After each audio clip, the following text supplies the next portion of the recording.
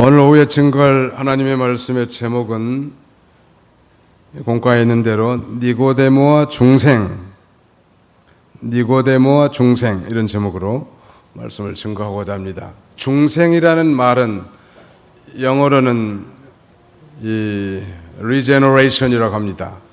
근데 그것보다 더 정확하고 쉬운 말은 거듭남이에요. 거듭남. being born again. 거듭남.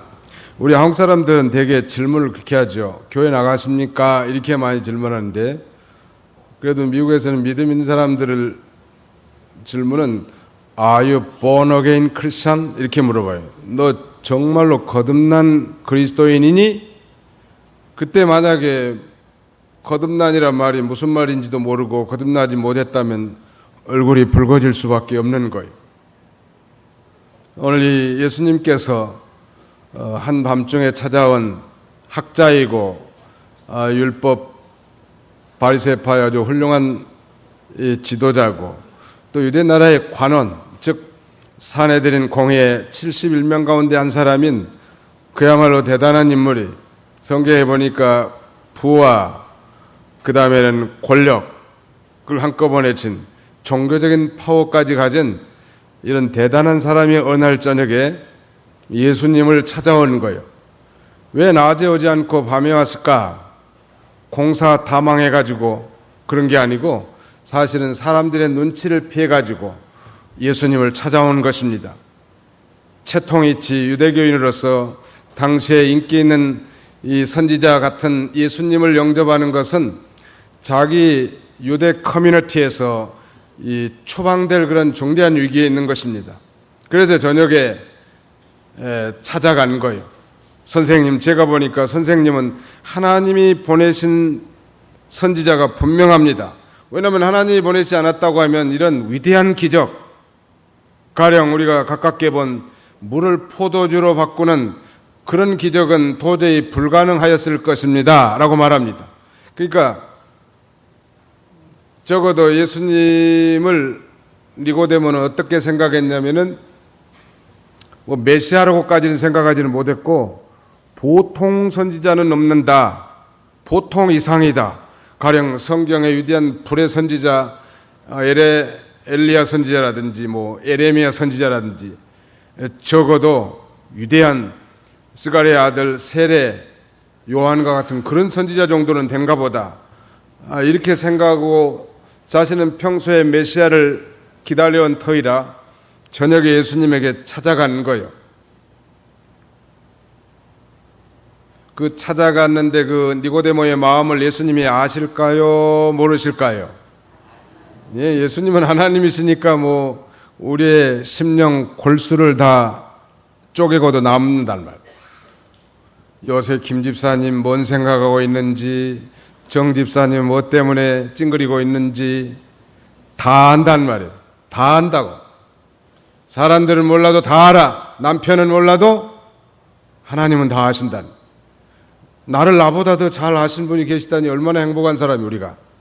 아신다는 얘기는 곧 우리의 모든 근본적인 문제, 펀더멘탈할 프로그램을 모두 다 해결해 줄 수 있는 능력자시다 라는 역설적 반론이. 예수님은 단도직입적으로 그가 왜 저녁에 나타나가지고 자기에게 그런 이 귀신 씨알 까먹는 소리를 하는지를 금방 안다는 말. 다시 말씀드리면 거듭남의 필요성을 역설하는 거예요. 거듭남. 거듭난다는 것은 굉장히 중요한데 우리 이제 장로교보다는 침례교에서는 소위 체험을 굉장히 강조합니다. 그래서 이 거듭남의 체험이 불분명한 사람은 구원받지 못했다고 정죄할 만큼 그렇게 체험을 강조하는 거예요. 그럼 우리 장로교에서는 이 하나님의 주권과 선택 그리고 하나님의 언약하에 있기 때문에 정말 중생이나 거듭남이야말로 하나님의 주권적인 상해지 네가 나보고 거듭났다고 말할 자격도 없고 정죄할 자격도 없다고 말합니다. 그러면서 택한 백성이면 어떻게 되겠습니까? 하는 그런 안일한 생각을 갖고 있다는 거예요. 자, 다시 말씀을 정리합니다. 사람이 거듭나지 아니하면 하나님 나라를 볼 수도 없고 들어갈 수도 없다고 예수님이 말씀하셨는데, 이 거듭남의 체험이 없다고 해서 구원받지 못한 건 아니에요. 거듭남에 대한 분명한 체험이 없다고 해서 우리가 구원받지 못하는 게 아니에요. 그러나 적어도 거듭남에 대한 체험이 없는 사람은 능력 있는 봉사나 역동적인 복음 전파나 주와 복음을 위해서 자신을 초계같이 불태우고 모든 재산을 하나님 앞에 드리고 희생을 할 수 있는 그런 파워는 결코 없는 거예요. 그러므로 일생일대의 거듭남이야말로 굉장히 중요한 거예요. 그냥 교회에 나온다고 천국 가는 거 아니에요. 교회에 나와서 11조를 성실하게 한다고 천국 가는 게 아니라고, 예수 그리스도를 진실로 믿고 거듭난 자라야 천국에 갈 수도 있고 천국 백성이 되는 거예요. 우리 장로교인들의 맹점이 뭐냐면, 하나님의 언약 백성이고 창세전에 그리스도 안에서 선택받았으니까 성도의 견인에 따라 반드시 나는 천당 간다. 유대인들이 그런 위험한 생각을 갖고 있었습니다. 유대인들은 자기들만이 선민이고 모든 이방인들은 개나 돼지와 같은, 적어도 유대인들의 아랫단계에 있다고 생각하는 거예요. 그래서 대단히 교만했습니다.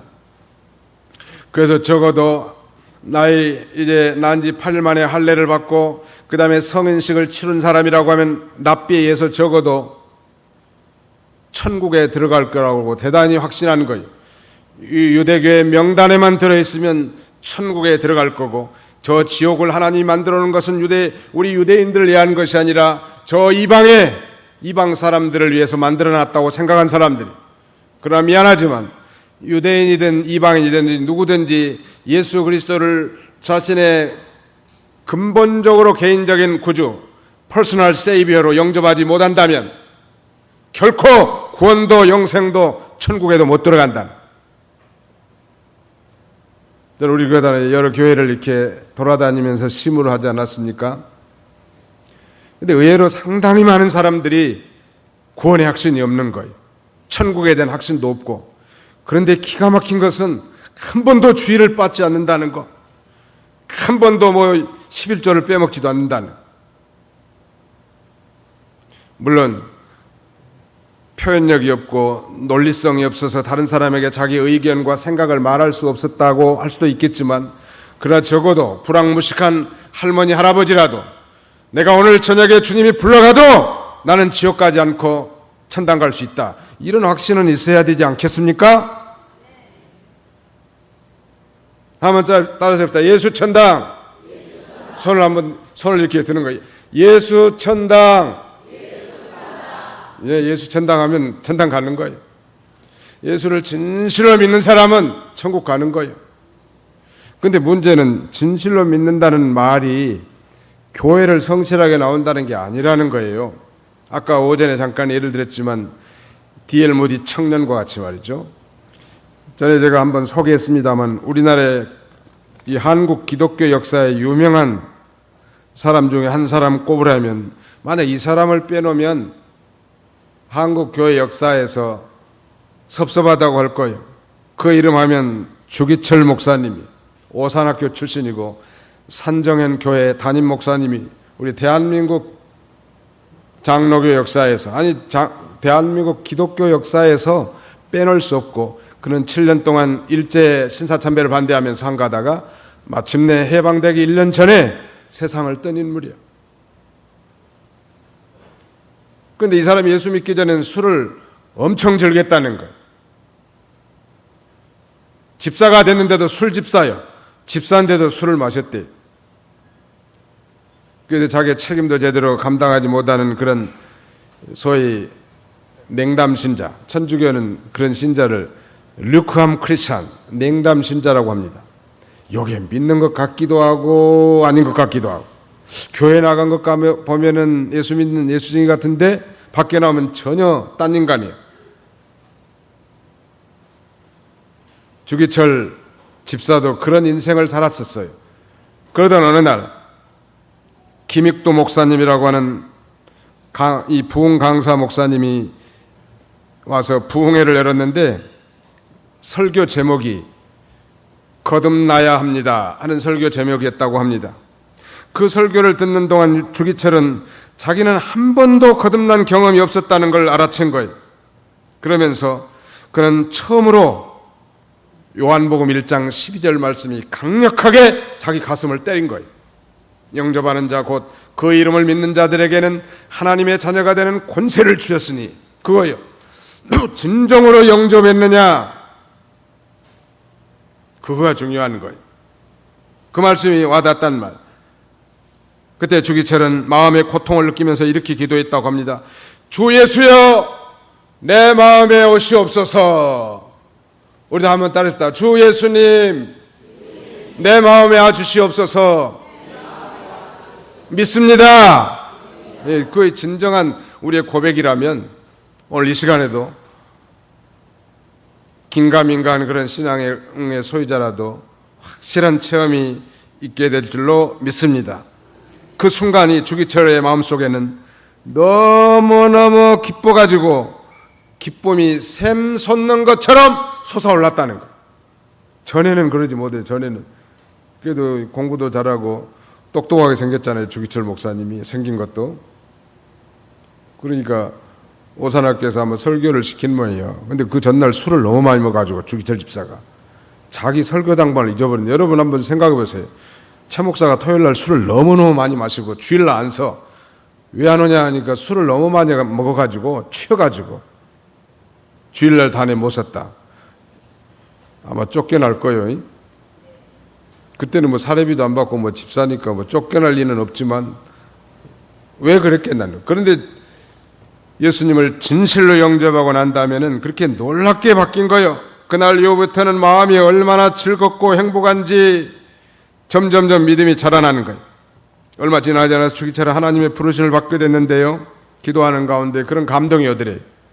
그런 음성을 들려주는 건 아니에요. 나는 이런 이 직통 계시를 한다는 사람들은 수상하다고 봅니다. 우리 교인들은 절대 안 그러는데 다른 사람들 얘기 들어보면 목사님 저요 하나님이 이 말씀을 주셨어요 그러다. 나는 목사인데도 하나님 말씀을 주신 적이 한 번도 없거든요. 지금까지 직접. 그런 건 너무 좀 신비주의적인 그런 표현이에요. 목사님 제가 설교를 듣든지 아니면 성경을 읽다가 이 말씀이 제게 이렇게 감동이 왔습니다. 이렇게 겸손하게 말하면 그러십니까 할 건데 자기만 뭐 하나님 말씀을 직접 주는 것처럼 절대 그렇게 여러분들은 어디 가서 말씀하지 마세요. 오해하기 쉬운 거예요. 하나님이 나에게 말씀을 주셨다. 물론 그것은 감동과 깨달음을 줬다는 얘기지. 제가 청년 시절에 어떤 나보다 더 젊은 청년을 하나 만났는데 자기가 술집에 가가지고 술이 거나하게 취해가지고 오다가 술집 처마에다 이마를 퍼뜩 부딪혔다네. 근데 그때 주의 음성이 들렸다는 거예요.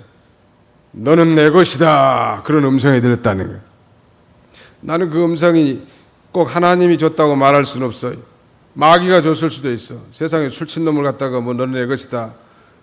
비몽사몽간에. 우리는 언제나 진리 앞에 겸허해야 되고요. 그 다음에 성경을 읽든지 묵상하든지 설교를 경청하든지 그런 가운데 깨달음을 줄 수 있고 감동을 줄 수 있습니다. 하나님이 이렇게 은혜 주셨다. 이런 깨달음을 줬다고 이렇게 말이죠. 하나님이 이 말씀 나 줬다는 거예요. 그런 분들이 상당히 많더라고 돌아다니다 보니까.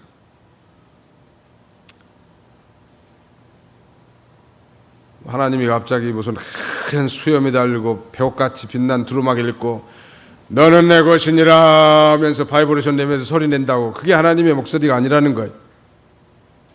골방에 앉아서도 하나님 말씀을 묵상하면서 정말 샛별과 같이 떠오르는 말씀이 있다면 그게 하나님이 주신 말씀 아니겠습니까? 그런데 이제 거듭난 체험한 이후에 그런 성령의 감동한 가운데 주기철 청년에게 이런 감동이 오더니 내 생명을 내게 바쳐라.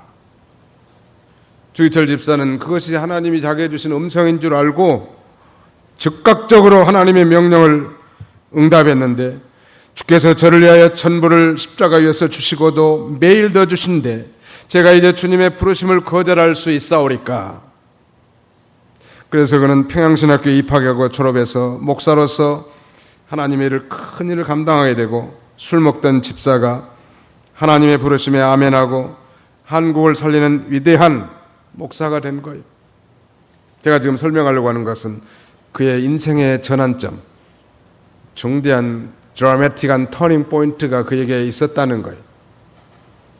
많은 목사님들이 왜 신학을 하고 목사가 되셨습니까? 라는 질문에 대해서 거의 대부분 목사님들이 이 거듭남의 체험을 하고, 그러니까 말하자면 성령을 기름 붓듯 부어가지고 형언할 수 없는 은혜를 부어주셔가지고 이 길을 안 가면 안 될 수밖에 없게 그렇게 만들더라고요. 제 경우는 그래요. 그러니까 부족한 사람, 약한 사람, 무지한 사람들을 하나님이 붙들어서 이 일을 감당하게 하시는 거예요. 그래서 지혜롭고 강한 자를 부끄럽게 하시는 하나님이. 저는 우리 청소년 중고청 수련회 때 제가 성경의 인물 한 사람을 우리 소개한 적이 있는데 가서 그 주제는 미국의 대전도 부흥자 이 D.L. 무디, 드와이트 레이먼 무디라고 하는 그러니까 19세기에 미국과 유럽을 풍미한 아주 가장 훌륭한 대전도자에 대해서 이 아이들에게 소개했고, 이 소개를 하기 위해서 제가 공부를 좀 했는데 보니까 그의 그 위대한 사역, 그의 뭐 훌륭한 인격됨, 그의 언변 아니면 뭐 그의 백그라운드 이런 것 때문에 하나님이 글을 쓴 게 아니에요. 그는 고작 초등학교 5학년을 중퇴한 불황무식한 사람. 그의 직업은 구두 수선공이. 근데 그가 어떻게 그렇게 위대하게 쓰임받았는가 연구해 보니까 바로 이 거듭남의 체험을 한 거예요. 나이 18살에. 자기를 너무너무 아껴주고 사랑해주는 주일학교 판사를 통해서 복음을 듣고. 이게 우리가 이 대중적으로 이렇게 설교하는 것보다는 한 사람씩 이렇게 만나서 자기 간증도 얘기하고 성경 공부도 이렇게 배우고 하는 가운데 큰 은혜를 체험하는 경우가 상당히 많아요. 우리 옆에 사람 한번 쳐다보세요. 거듭나셨습니까? 물어보세요. 지금. 거듭나셨습니까? 눈빛이 해롱해롱한 사람들을 향해서 다시 거듭나셔야 합니다. 시작. 거듭나셔야 합니다. 거듭나셔야 돼. 만약에 우리 상대원 식구들만 완전히 거듭난다면 아마 불덩어리가 될 거예요. 왜냐하면 이 거듭난 사람의 특징은 전하지 않고는 견딜 수가 없어. 내가 만난 사람은 좋은 걸 자랑하잖아요. 뭐 시장에서 뭐 하나 싸고 좋은 거 하나 사도 뭐 자랑하게 되잖아요. 근데 우리 인생의 문제가 해결돼 버려요. 수많은 퀘스천 마크가 느낌표로 바뀌어버리는 거예요. 아, 그렇구나. 끝나버린 거예요. 말하자면 이제 안식의 세계에 들어갔고 영생을 소유하게 됐으니 뭐 더 이상 우리가 할 건 이제 날마다 자기 자신을 쳐서 복종시키면서 어떻게든지 성령의 인도를 따라가려고 노력하고 하나님 말씀들을 순종하려고 애를 쓰는 이런 거지, 이미 지상에 살지만 천상의 영광에 참여한 자들이 되어버렸단 말이에요. 한 지붕에 살지만 예수 그리스도를 영접하고 거듭난 자라면 정말 딴 세상에서 사는 것처럼 바뀐 거예요. 그러니까 이 피곤하고 힘들어도 주일날 뭐 하나님 앞에 나오는 게 중요해서 다 나오지 않습니까? 이게 오후에 어떤 젊은 청년 하나가 찾아왔어요. 우리 교회 한선동 집사님이 사태까지 와가지고, 목사님 어떤 청년이 왔는데 지금 빨리 가가지고 뭐 상담해 줘야 된다는. 한선동 집사님이 아주 부지런해. 우리 박수 한번 쳐줍시다. 박수. 네.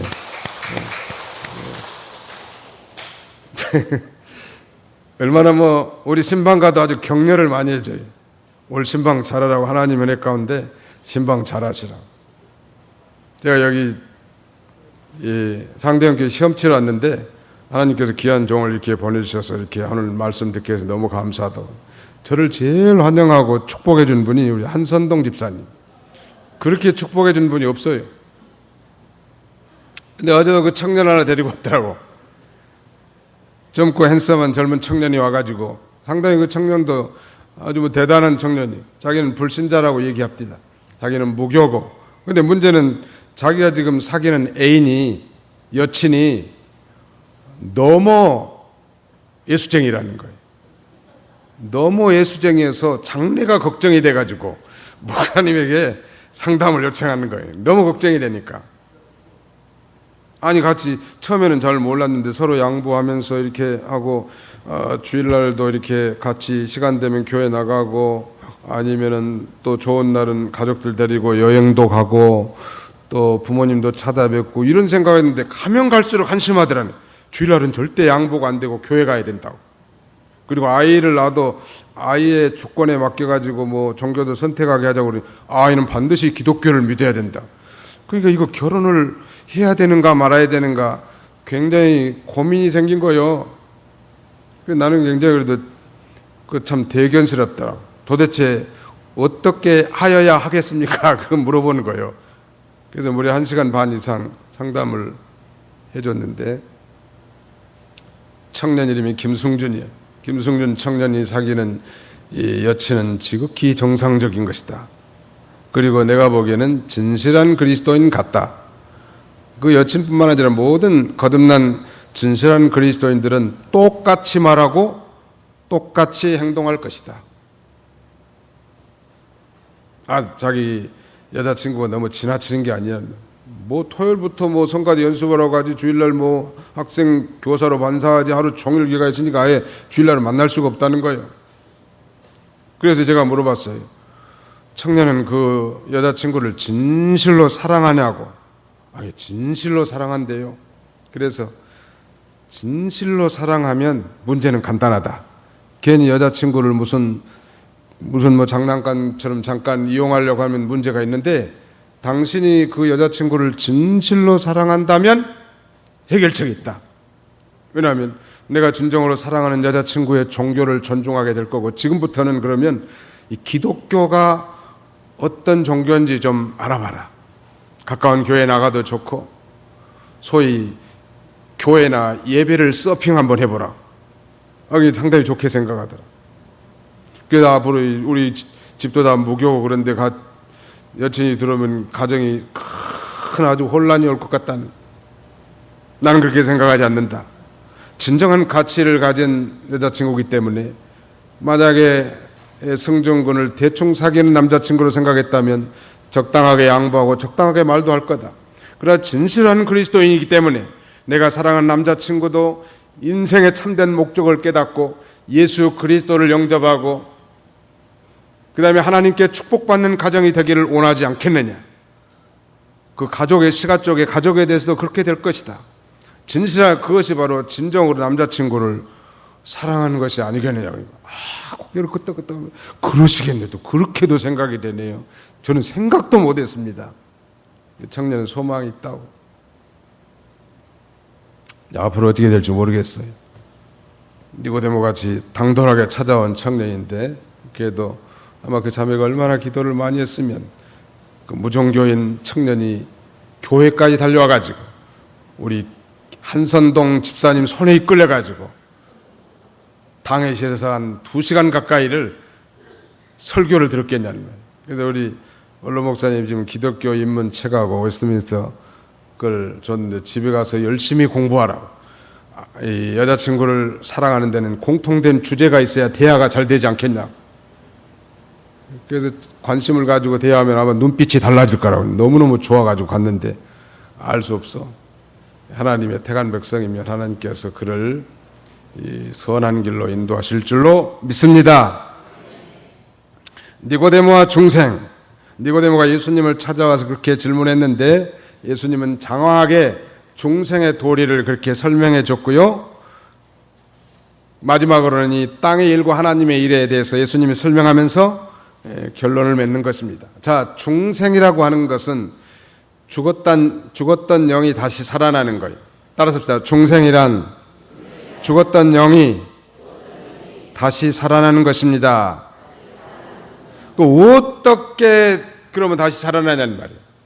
이렇게 많이 배운 학자라도 그러면 사람이 늙으면 뭐 어머니 뱃속에 들어갔다가 다시 태어날 수 있겠습니까? 이렇게 질문하는 거예요.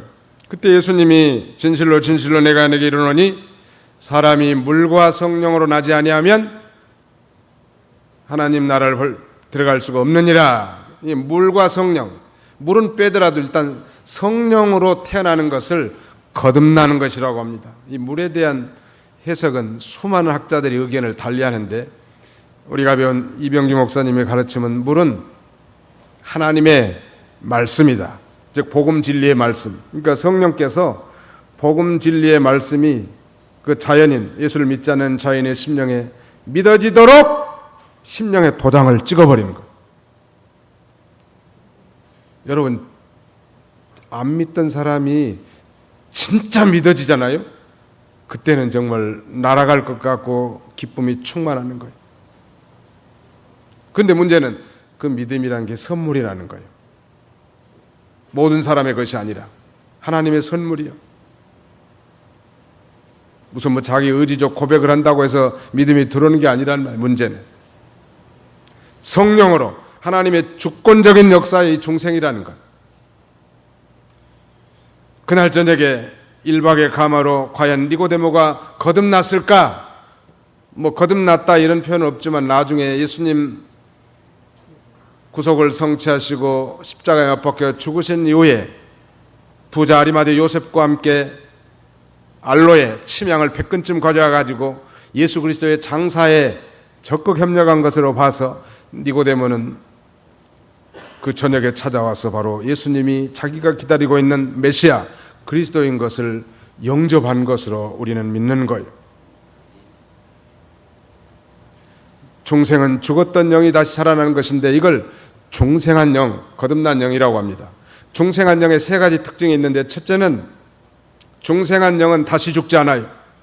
중생한 영은 범죄치 아니하고 중생한 영은 자라나는 것입니다. 한번 따라서 중생한 영은 다시 죽지 않습니다.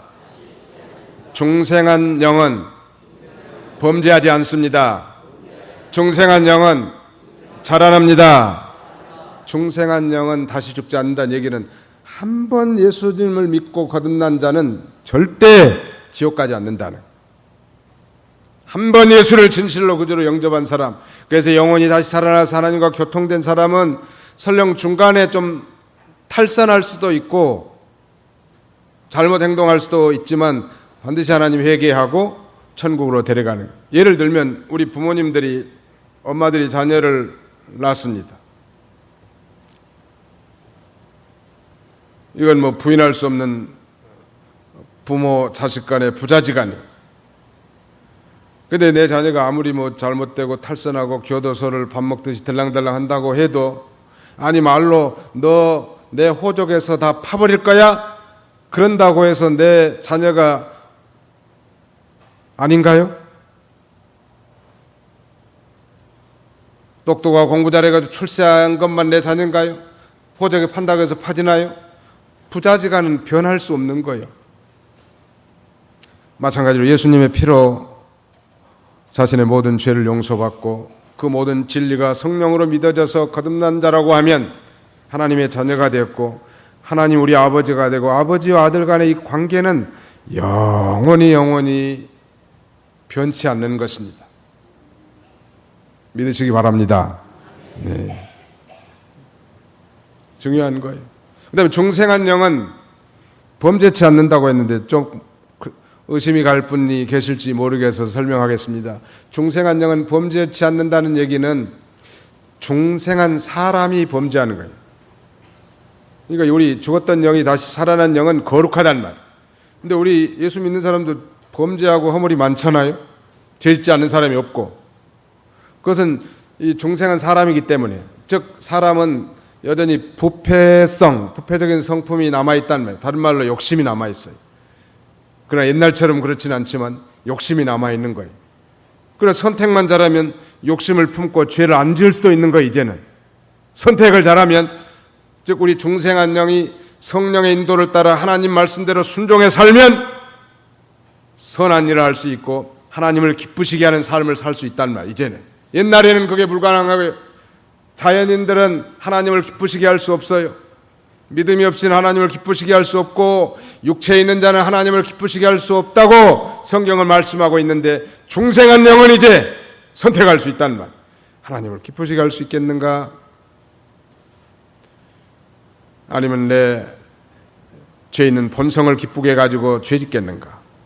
선택을 잘하면 돼. 오늘 여기 앉아 계신 분들은 선택을 잘하신 분들이. 우리 옆에 사람 한번 쳐다보면 선택을 잘합시다 한번 해보세요. 선택을 잘합시다. 선택을 잘합시다. 근데 선택은 하나님이 안 해준다는 게 문제 있어. 선택은 누가 해야 돼요? 내가 해야 돼. 내가. 우리 자신들이 해야 된다고. 술을 마실까 말까. 하나님이 와가지고 술 마시던 손을 그냥 칵 망치로 한 대 때려버리면 좋겠는데 그렇게 안 된다는 말. 잘도 넘어가. 술술 잘 넘어간다. 그럼 안 먹을 고난도 있어요. 나는 이제 예수 믿는 사람으로 내 몸을 술통으로 만들지 않겠다. 그리고 뭐 술 아니라도 음료수도 많고 마실 게 많잖아요. 선택해서 산다고 하면, 즉 우리 중생한 영이 날마다 성령의 인도를 따라 살면 이제 천국 생활하는 거예요. 하나님을 기쁘시게 하는 삶을 살 수 있고, 뭐 율법에 해라 하지 말라 그렇게 안 해도 자연 본성적으로 이제 성령을 따라 살면 하나님을 기쁘시게 하는 삶을 살 수 있는 거죠. 그 다음에 중생한 영은 자라나는 거 있죠. 계속 자라나는 거. 우리 아이들, 태어난 아이들이 다 완전하죠. 어린아이, 딸아이든 남자아이든 태어나도 다 이목구비가 분명하고 있을 게 다 있단 말. 그러나 그게 완전한 건 아니잖아요. 그러나 사춘기가 되면서 남자아이들 아주 근육들이 불뚝불뚝 튀어나오고 목소리도 어이 이렇게 굵어지고, 여자들은 가슴도 튀어나오고 허리가 잘록해지고 엉덩이가 커지면서 더욱더 온전한 여성스러워진단 말. 이와 같이 처음에 예수 그리스도를 믿고 구원받은 순간 우리 죽었던 영이 살아났는데 그 영혼은 점점점 온전해져 나가는 거예요. 그래서 내가 온전하니 너희도 온전할지니라. 주님 말씀하셨잖아요. 하나님 앞에 온전하다고 말할 사람은 아무도 없겠지만 우리의 목적은 그 온전함을 표대로 삼고 계속 나가는 거예요. 전에는 이기적인 사람, 전에는 다른 사람 미워한 사람인데 예수 믿는 사람 중에도 보니까 미워한 사람들이 있더라. 우리 교인들은 아마 그런 분들이 없을 줄 아는데, 목사님 한번 손 들어보라 했대요.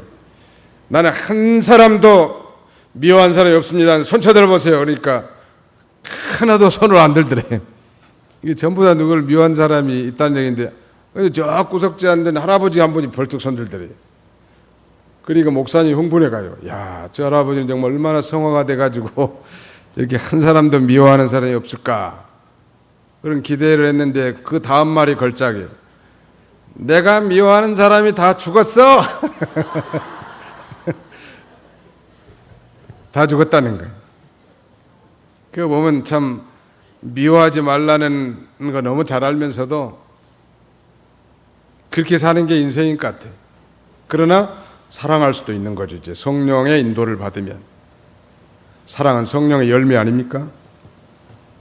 그래서 물과 성령, 물은 하나님의 말씀, 즉 복음 진리를 가리키고, 성령은 하나님이란, 성령 하나님이 이 복음 진리가 우리 마음에 믿어지도록 심령에 도장을 찍어버린 거예요. 한 번 이 도장 찍어버린 사람은 이 도장은 안 지워지는 거예요. 이걸 성령의 인침이라고 하는 것입니다. 옛날 중세시대에 노예들이 많이 있었는데, 그 노예는 사실 그 가정의 살림 미천 아닙니까? 근데 그 노예가 자기 건지 아니 건지 어떻게 알아? 그래서 노예에다가 자기 소유권을 표시하기 위해서 불을 뜨겁게 지진 그 인두로 등짝에다가 짓든지 하잖아요. 얼마나 그 고통스럽겠어, 그 불로. 근데 그거 한번 지져놓으면 그 사람의 소유권이라는 게 지워지진 않는 거예요. 죽을 때까지. 벗어보면 이건 아무개 노예라는 소유가 분명하답니다. 우리는 이제 그리스도인의 노예, 성령의 도장받은. 따라서 우리는 성령 도장받은 그리스도의 노예입니다. 주님이 시킨 대로 해야 될 사람이란 뜻이에요. 이제는 마귀가 욕심이 우리를 이끄는 것이 아니라 이제 성령이 인도하는 그리스도의 노예가 된 거예요. 그 D.L. 무디를 얘기하면서 제가 예를 들었습니다만, D.L. 무디가 언제 그 회심을 했는가? 1855년 4월 22일인데요. 그는 그게 너무나 그야말로 극적인 변화였기 때문에 구두방에 앉아서 구두를 만들고 있다가 주일학교 선생님의 충격적인 말씀을 듣고 진정으로 거듭났거든요. 그게 너무나 감사해서 지금도 그 자리에는 명패 하나가 세워져 있다고 합니다. 거기에 이렇게 기록되어 있어요. D.L. Moody, Christian evangelist, friend of man, founder of the Northfield Schools, was converted to God in a shoe store on this site. D.L. Moody, 기독교 전도자, 사람들의 친구, 노스필드 학교의 설립자. 이 지역에 있는 구두가게에서 하나님께 1855년 4월 21일에 회심됨이라고 하는 그런 명패를 아예 구두가게에다 지금도 붙여놨다고 합니다.